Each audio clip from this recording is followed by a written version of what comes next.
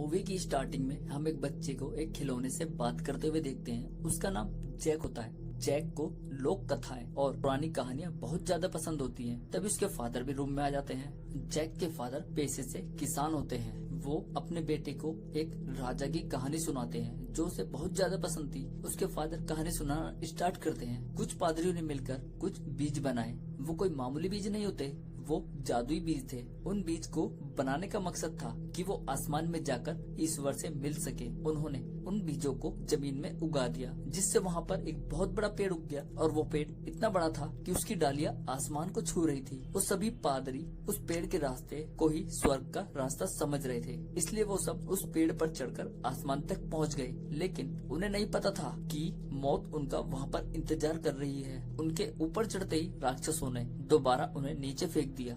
धरती और स्वर्ग के बीच था एक भयंकर स्थान जहाँ पर रहते थे खूनी दानव और शैतान। अब उन शैतानों को मिल गया था रास्ता धरती तक आने का। उस रास्ते के जरिए वो धरती तक आ पहुँचे और जो भी चीज उन्हें अच्छी लगती वो उसे उठाकर अपने साथ ले जाते। यहाँ तक कि उन्होंने इंसानों को भी खाना शुरू कर दिया। दूसरी तरफ ये कहानी राजा की बेटी इसाबेल भी अपनी माँ से सुन रही होती है। राजा कब तक अपनी प्रजा की तबाही देख सकता था। उसने उन दानवों को मारने का रास्ता ढूंढने का आदेश दिया। तब पादरियों ने मिलकर एक हैवान को मार दिया और उसका दिल पिघलाकर जादू से उस दानव के दिल से एक ताज बनाया। राजा एरिक ने जब वो ताज अपने सिर पर सजाया, दानवों ने गुलाम बन तब अपना सर राजा के सामने झुकाया। राजा ने उन्हें दोबारा दानव लोग जाने का हुक्म सुनाया। राक्षसों के जाने के बाद राजा ने धरती तक आने वाले उस पेड़ को कटवाया, जिससे राजा के राज्य में फिर से शांति हो गई। राजा ने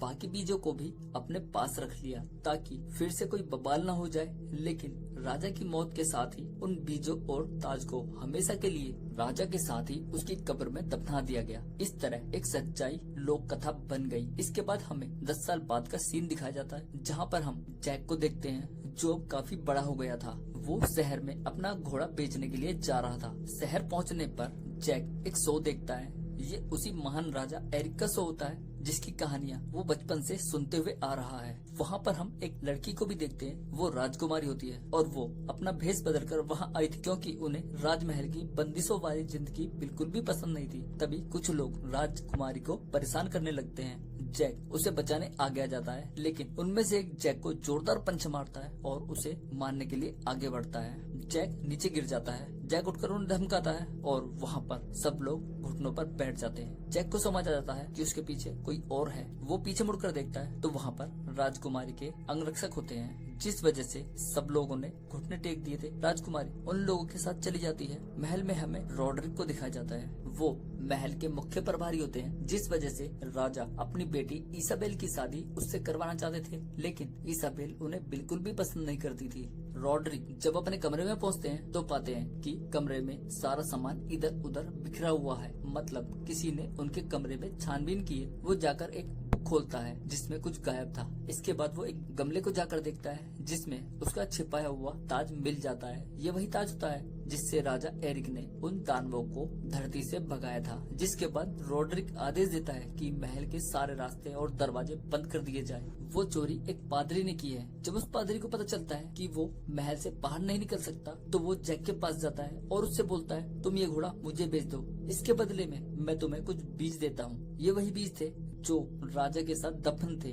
जैक बोलता है, मुझे पैसे चाहिए, मैं ये बीज नहीं ले सकता। पादरी बोलता है, ये बीज अनमोल है, तुम इन्हें प्रार्थना घर में पादरी पीटर को दे देना और वो तुम्हें तुम्हारे पैसे दे देंगे। फिर जैक बोलता है, ये तो मामूली से बीज है। इस पर पादरी जैक को बताता है, ये बीज इस दुनिया को बदल सकते हैं, इन्हें खोना मत और चाहे कुछ भी हो जाए इन्हें भीगने तो बिल्कुल भी मत देना। इतना बोलकर पादरी जैक का घोड़ा लेकर वहाँ से भाग जाता है, लेकिन कुछ दूर जाकर सैनिक उस पादरी को पकड़ ही लेते हैं। जैक घोड़े के बदले लिए गए बीजों को लेकर घर जाता है तो उसके अंकल जैक पर नाराज हो जाते हैं। जैक बोलता है, मैं कल पादरी से इनके बदले पैसे ले आऊंगा।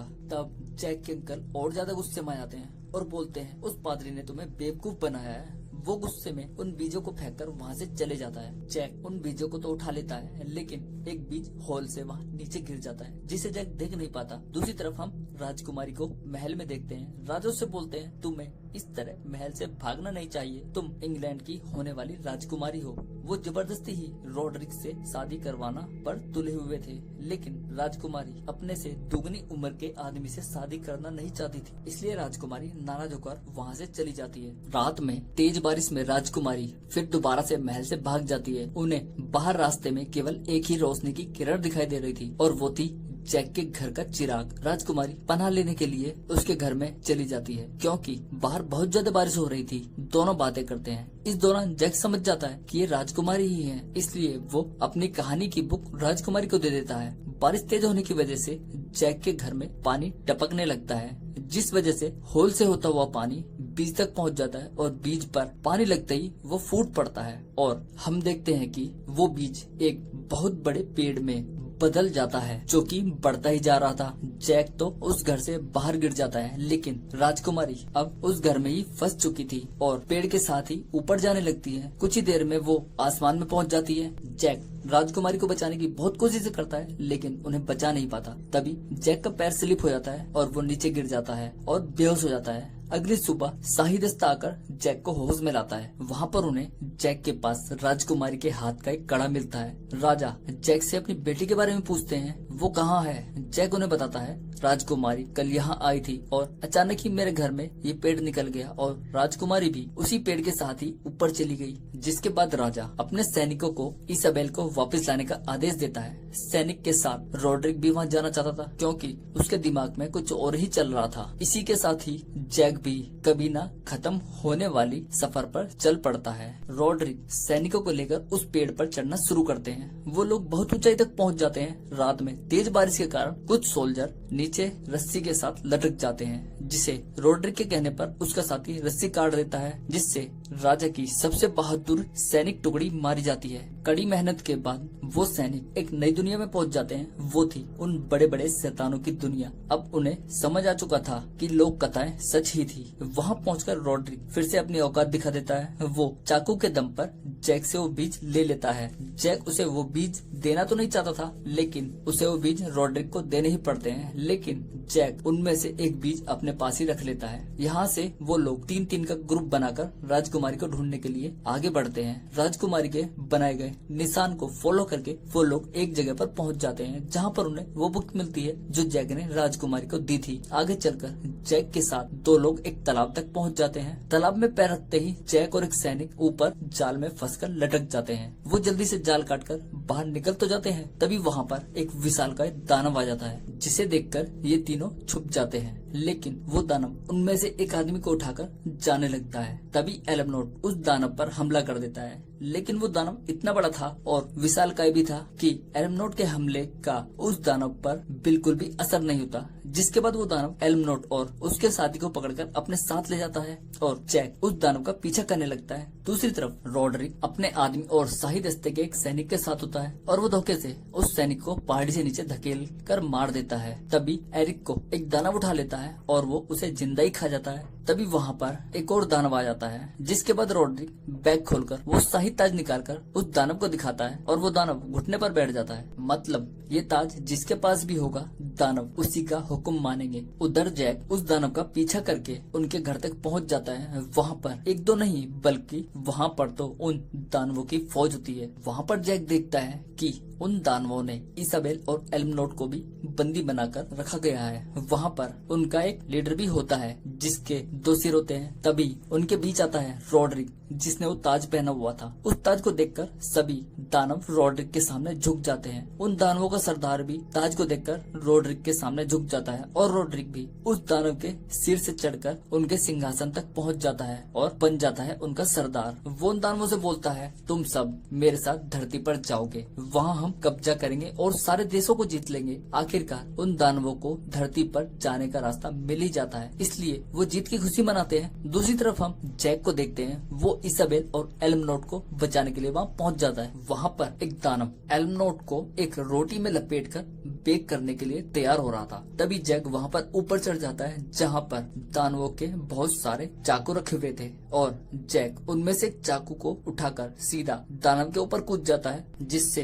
वो दानव तड़पता हुआ एक दीवार से जाकर टकरा जाता है और मारा जाता है। वहाँ से जैक एल्मनोट और इसाबेल को बचाकर बाहर की तरफ निकल जाता है। उधर धरती पर राजा अपनी बेटी के लिए बहुत परेशान होते हैं, लेकिन उनके लिए उससे बड़ी परेशानी वो पेड़ था। यदि उससे उतरकर कोई भी दानव नीचे आ गया तो सारे देश में तबाही मच जाएगी। वहीं अब रोड्रिक को भी पता चल गया था कि जैक ने इसाबेल को छुड़ा दिया है और वो उसे सीधा लेकर धरती पर जाएगा, इसलिए उसने दानवों को उस गेट पर पहरा देने के काम पर लगा दिया था जहां से वो ऊपर आए थे, ताकि वहां से कोई भी इंसान धरती पर ना पहुंच सके। इसके बाद एल्मनोट, इसाबेल और जैक धरती पर जाने के लिए निकल पड़ते हैं, लेकिन वो देखते हैं एक दानव वहाँ पर सोया हुआ है जहाँ से ये लोग अंदर आए थे। तब फिर से जैक एक प्लान बनाता है, वहाँ पर मधुमक्खी का एक छत्ता उठाकर उस सोते हुए दानव के मुंह के अंदर डाल देता है। कुछ ही देर में वो दानव बहुत बुरी तरह से झटपटाने लगता है और तड़पने लगता है। मधुमक्खियों ने उसका बहुत ही बुरा हाल कर दिया था। झटपटाते हुए वो दानव सीधा खाई में जाकर गिरता है।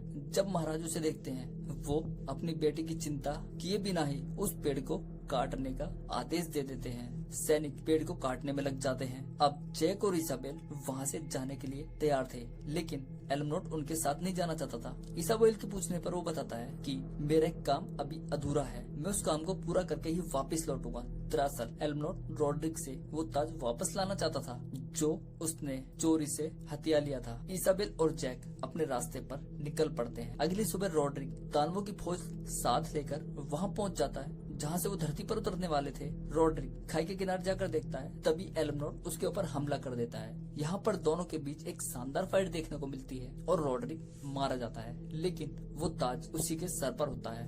वहीं वो 2 सिर वाला दानव रोड्रिक को उठाकर उसके सिर से वो ताज उठाकर अपनी उंगलियों में पहन लेता है। अब दोबारा से वो उन दानवों का सरदार बन जाता है। धरती पर सैनिक उस पेड़ को काटने में लग जाते हैं। वो पेड़ को काट ही देते हैं। उस पेड़ पर जैक और इसाबेल भी होते हैं। वो पेड़ नीचे गिरने लगता है तो एल्मनोट भी उस पेड़ पर कूद जाता है। इस तरह जैक, इसाबेल और एल्मनोट बच जाते हैं। इसाबेल सीधा महाराज से जाकर मिलती है। महाराज इसाबेल को देखकर बहुत खुश थे और जैक को इसाबेल की जान बचाने के लिए वो इनाम भी देते हैं।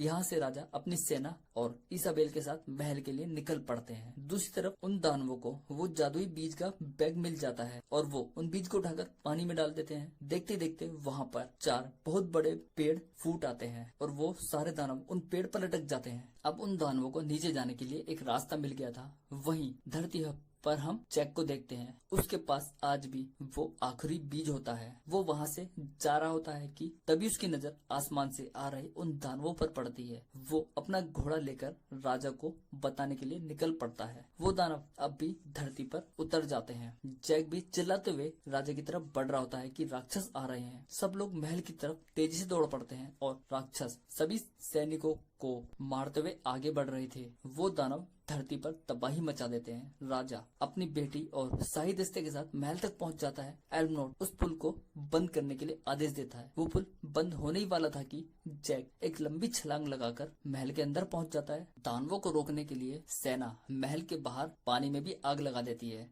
महल का दरवाजा बंद होने ही वाला था कि 2 मुंह वाला राक्षस उस गेट को पकड़कर लटक जाता है और ऊपर आने की कोशिश करता है। तभी एल्मनोट और कुछ सैनिक उस राक्षस को तीर मारकर उसे पानी में गिरा देते हैं। पानी में आग लगी होने के कारण वो जलने लगता है और मदद के लिए अपने साथियों को पुकारता है, लेकिन उसके साथी उसे नहीं बचाते, इसलिए वो दूसरा रास्ता बदल लेता है। दूसरी तरफ वो दानव महल पर हमला कर देते हैं और महल का गेट खोलने की कोशिश करते हैं। वो दानव पेड़ों में आग लगाकर महल के अंदर फेंक रहे थे। आगे राजा इसाबेल को वहाँ से निकलकर दूसरी रियासतों तक संदेश पहुँचाने के लिए बोलते हैं। इसाबेल जैक के साथ वहाँ से निकल जाती है। दोनों खुफिया रास्ते से निकलने लगते हैं। तभी वो 2 सिर वाला दानव दोबारा से वहाँ पहुँच जाता है और कड़ी मेहनत के बाद वो दानव जैक और इसाबेल को पकड़ ही लेता है। वो जैक को खाने ही वाला था कि जैक वो आखिरी बीज निकालकर सीधा उस दानव के मुंह में डाल देता है। वो बीज उसके मुंह में जाते ही वो दोनों को फेंक देता है और हम देखते हैं कि कुछ ही देर में उस दानव की